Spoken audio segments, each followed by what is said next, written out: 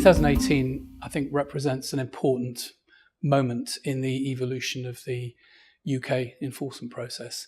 It's 10 years since the start of the financial crisis, and the FCA is now clearly moving in a slightly different direction.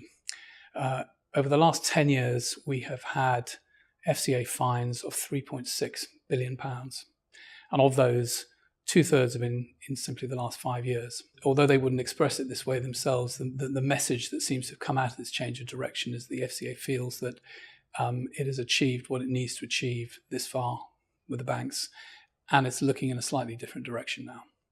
So in terms of who it's looking at, the senior manager regime has kicked in, and therefore there'll be greater focus on senior individuals within the institutions, perhaps more than the institutions themselves in some cases, focusing on the systems and controls that these individuals are responsible for. And there's an expectation that asset managers in particular will be focused on in future. There are three principal areas that it is particularly concerned about at the moment. First is anti-money laundering. The second is capital markets disclosures. And the third is market abuse.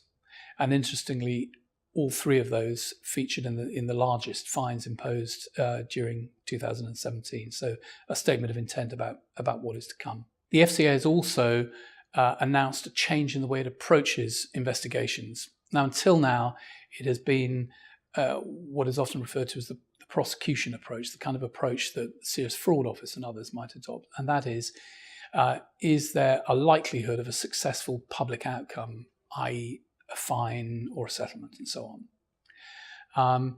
And the approach from now on will be to open investigations without that expectation. In other words, that there is something there that requires looking at, determining really whether there is something that merits full enforcement action. And so the FCA has said we can expect many more investigations to be open, and that's been borne out during 2018 already, a significant increase on the number of open investigations, but also a much greater number of investigations that will result in no further action. In other words, they will look at something where they think there may be misconduct and actually find on examination that there isn't, and the investigation is closed without further action.